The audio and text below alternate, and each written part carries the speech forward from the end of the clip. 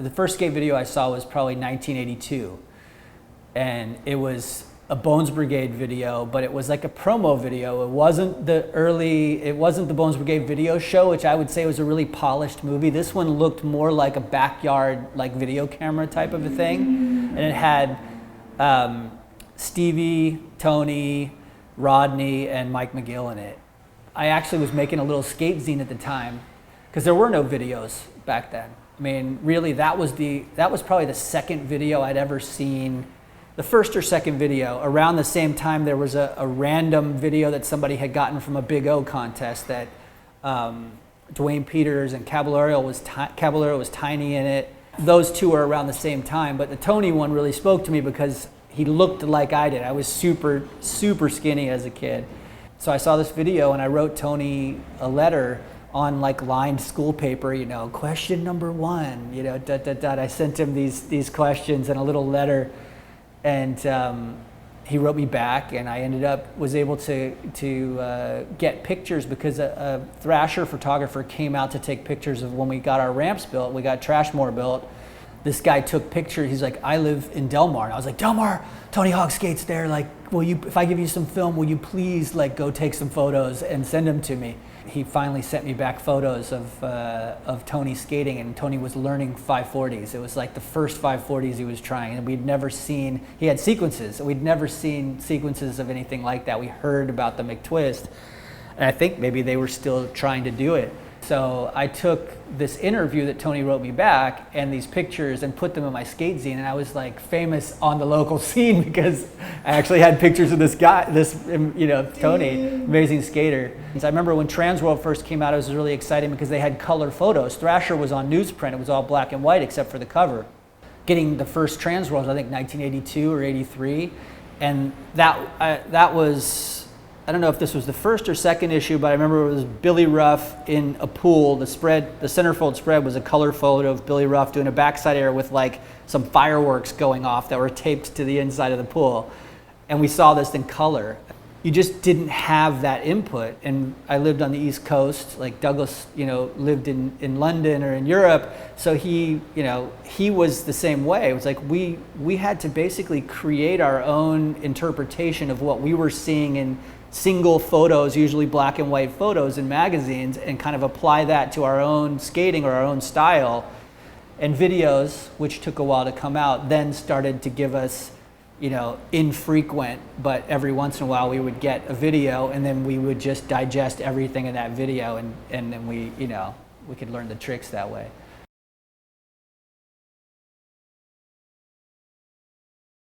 Well, my role in New Deal, as a founder of the company and as a skater, was kind of mixed. So it's like one mind was thinking, I got to go out and shoot video footage. I've got to get my part together for the videos. And the other side was, I was creating the look and feel of the brand, like created the logo, creating the ads, creating all the stuff for it. And so I was sort of trying to take all that and translate it into what the video would feel like. Douglas was more in charge of, I think, putting the video together, but I was the look and feel and everything around it. So I was thinking about what stories were going to be told, how we were going to put together, my part and sessions that we were having. So we would get members of the team together and go session a spot and tape it. And I always wanted it to feel, because the feeling of New Deal was about just these skaters deciding they wanted a new deal and saying, okay, whatever the skaters create, that's what the feeling of the company is going to be. So the video needed to show that we actually were a team of guys that liked skating and hanging out together. It wasn't like an individual, I'm going for mine type of thing. It was like, let's get everybody together and show this in a promo video, the kind of culture, I don't even know if we used that word at the time, but the sort of culture of what this company's all about.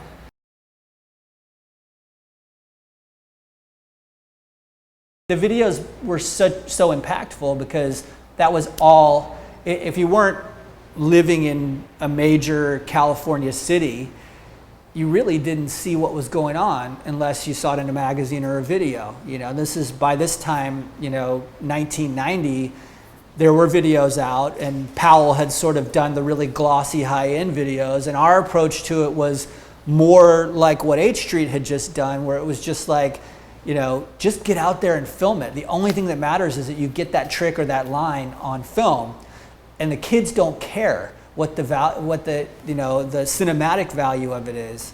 That's changed today. I think it's gone from, you know, it's kind of ping pong back. Like Stacy was really ahead of the game with the videos he did because he spent so much time making a story and a video. For us, we were about, let's get the tricks and you know, let's get the lines. And so I think when our videos first came out, it was like boom, boom, boom. There were so many tricks and so many things that happened, you know, in each video. And I think at the time of the 90s, early 90s and starting really 89, 90, everything was new. Street skating was totally new. And so anything that was being done each video was usually you'd see a video part, like half of the tricks would be new tricks or like tricks that were just being tried by people at the time. Like somebody saw somebody try it at a contest or when they were at a session and they went home and figured it out. I remember like I saw Gons trying to do a frontside ollie to nose blunt on like a bank to a curb, and I'd never seen that before, and I was like, oh my, he didn't make it, and I was like, that's possible. And I went home back to Atlanta where I was living at the time, and like I did that thing 1,000 times until I made it, you know. And from that I learned how to do frontside ollie to nose blunt, to frontside ollie to nose blunt, to pivot to fakie, to, you know, shove it and impossible to nose blunt, and like all these different things. And it was sort of like the innovation that was happening was so fast at the time. It was less about how big you went and more about could you figure out something new to do with your board that hadn't been done yet, you know. So there's a time when switch stance skating started. I mean, I remember a part that I had in one of the videos. It's like I tried to skate switch almost the whole video.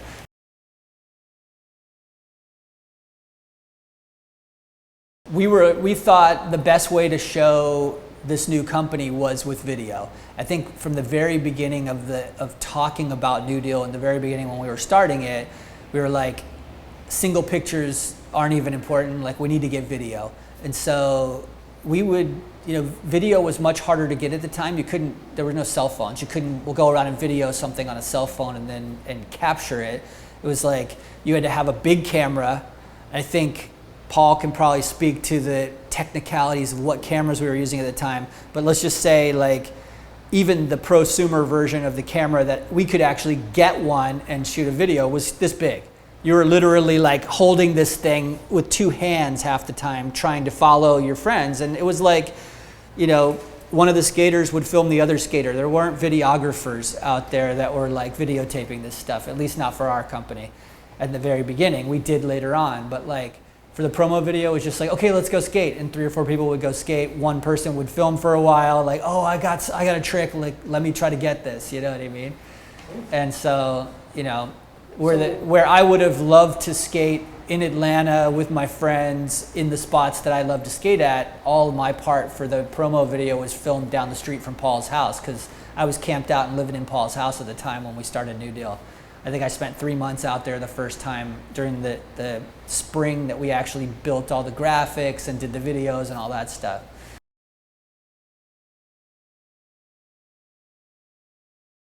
I took these color outputs of my graphic that I had put marker on and stuff like that, and it was like, you know, old school stat camera like outputs that were, you know, large version, and I kind of colored them in, and I can't remember if the color versions got into the promo video or not, but I had a big printout, and I said, just film me talking about it, and I started rambling about what was going on in the graphic, because I always wanted the graphics that I did to have a longer story than just the first picture. Like you could see it, and then there was something subliminal that you could get into, you know. And so I think that really was something I saw early on in the videos as a way to like connect with the audience.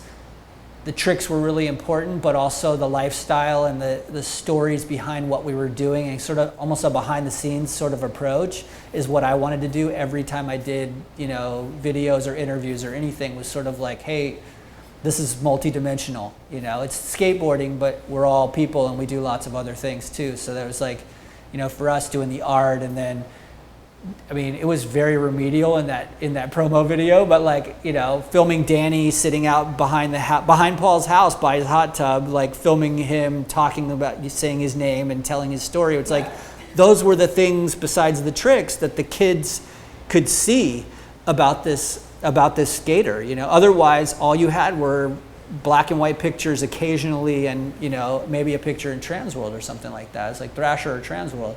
Yeah, it was super fun, and like it was so random, but it was like people still talk about that whenever people can contact me today. You know, 30 years later, it's like, oh yeah, it was so cool the way your graphic had all this story in it, and it was like we could have just put the graphic out and shown a picture of the board, but I always wanted to tell a little bit more.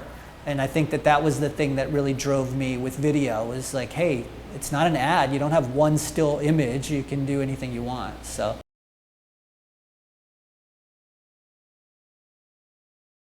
Well, I mean, the music for the first promo video was Odd Numbers, which was a band that Steve introduced into our group as some friends of his from San Jose. And I grew up kind of listening to like mod stuff and the Jam and that kind of thing, which I feel like they drew a lot of inspiration from. So the music was super solid.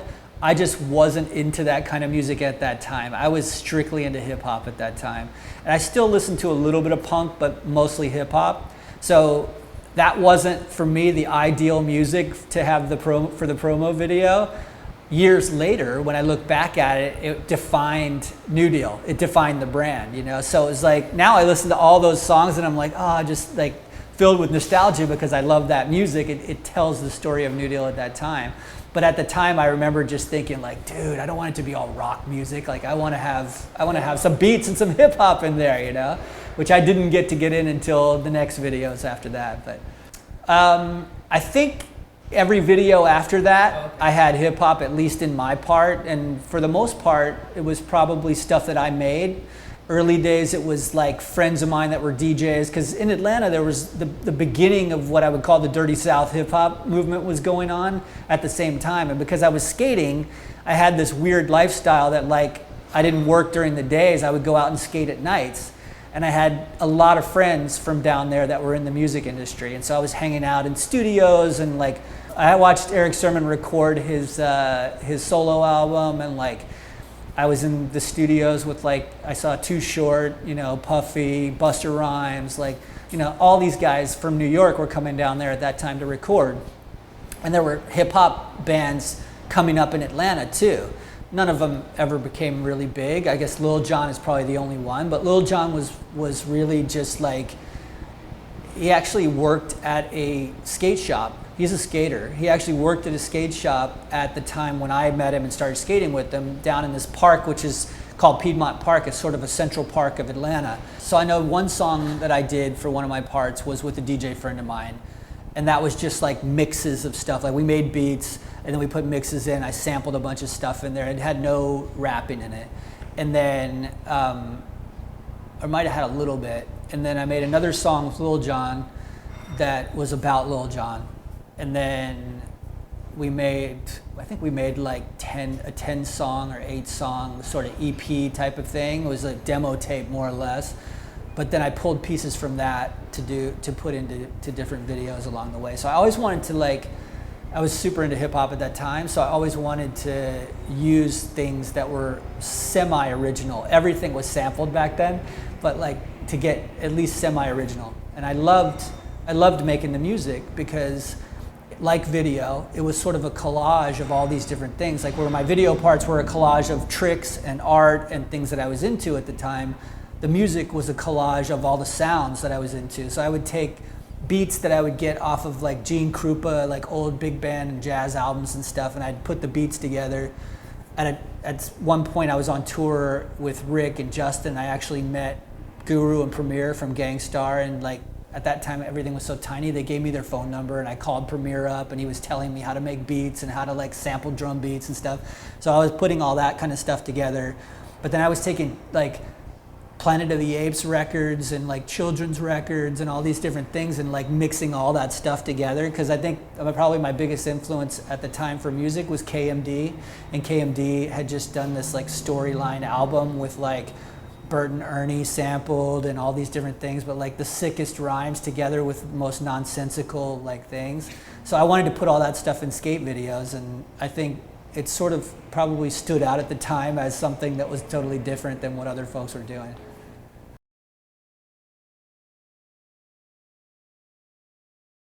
So one of the things I hate to do is claim like NBDs for myself, but I think New Deal itself was really influential. Like between 1990 and 92, there were a lot of tricks that came out. I mean, Ed, there's a bunch of tricks you can name from him.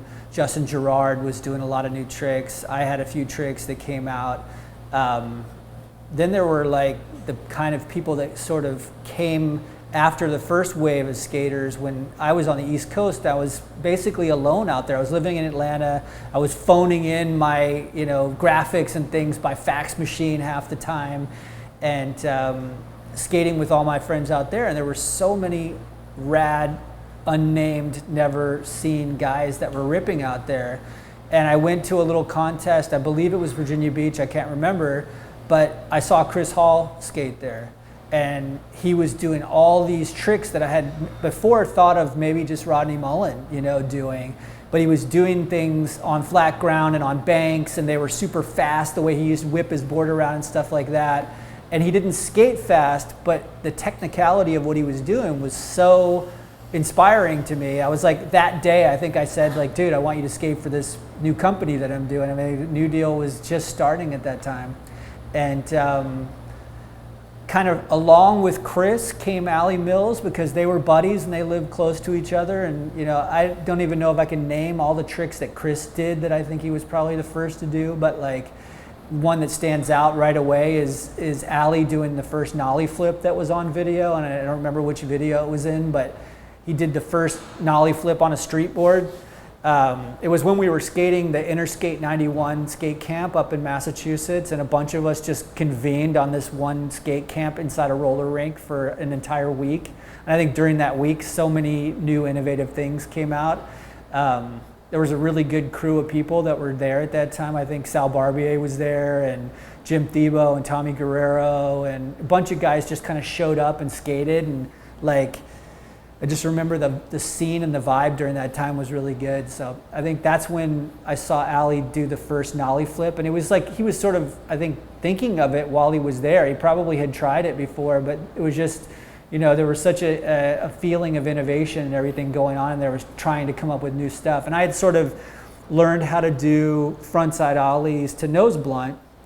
And so I started thinking of different ways to do that, and trying to do impossibles into nose blunt, and frontside ollie to nose blunt, to nose pick, to come in fakie, so sort of going all the way around in a 360, backside ollies to nose blunt, like just sort of taking that nose blunt concept and just taking it, pushing it as far as I could. And I had sort of combined impossibles and nose blunts into a few different things at that time too.